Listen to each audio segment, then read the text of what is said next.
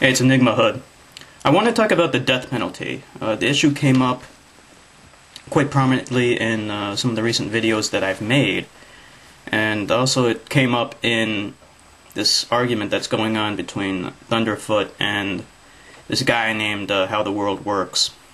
My stance on the death penalty is, I guess I support it, but not for all murderers. Now, why do I support it?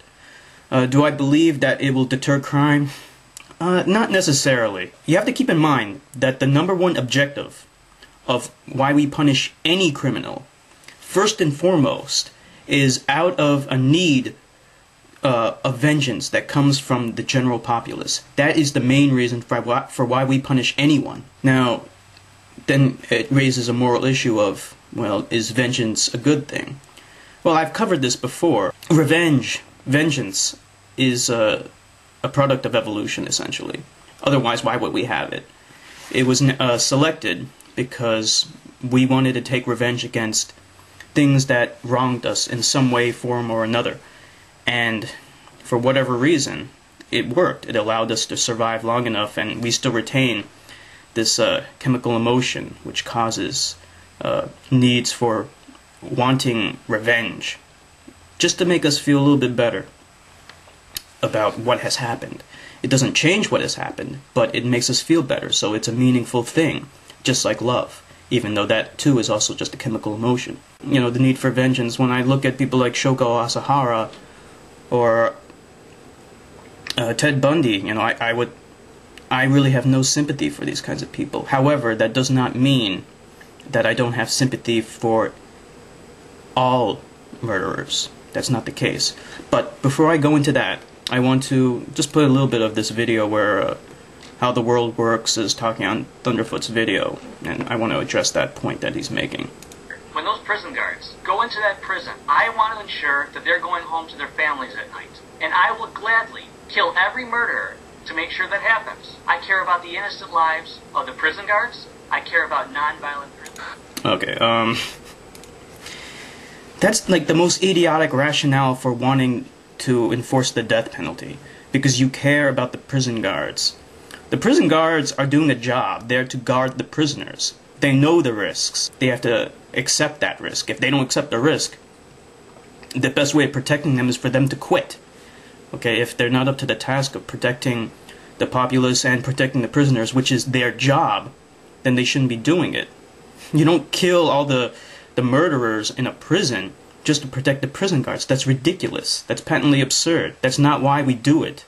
We kill murderers for vengeance, primarily, for revenge. We kill somebody and we feel pretty good about it. That's, unfortunately, the reality of the situation. Now, like I said, I'm not in favor for killing all murderers. And I have to emphasize that. I'm not.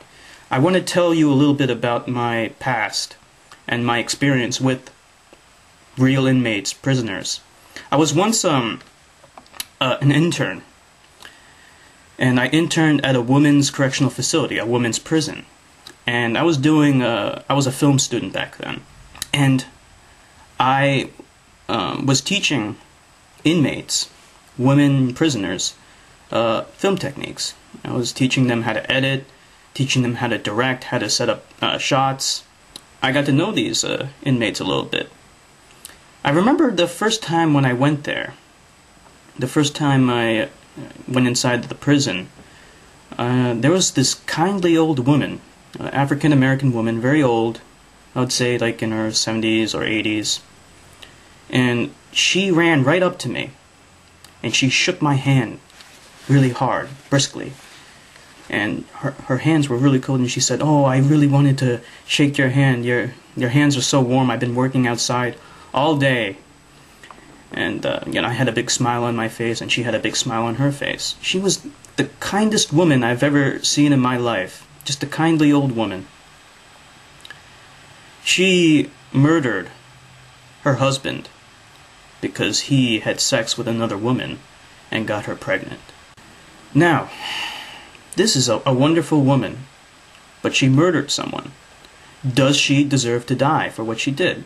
In my opinion, and keep in mind, I'm in favor for the death penalty, absolutely not.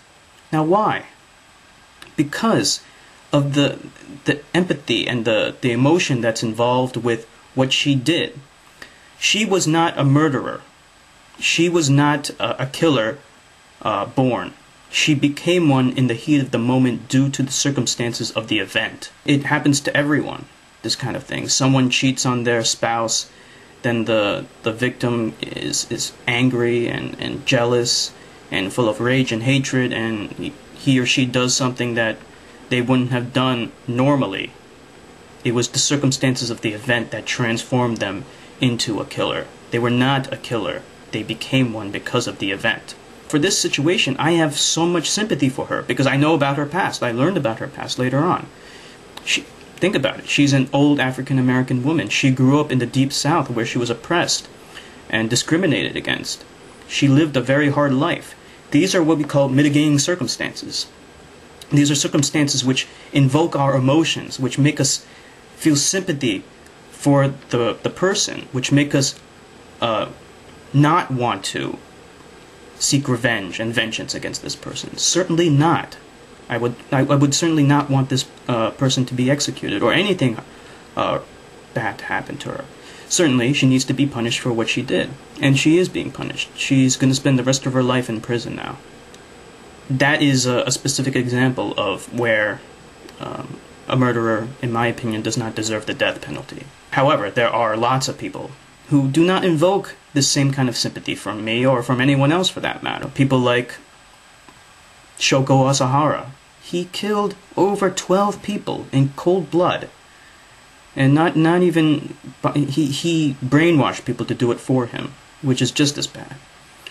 The criminals who murdered those people in Eastern Europe, you might have seen that cruel video which is titled Three Guys and a Hammer.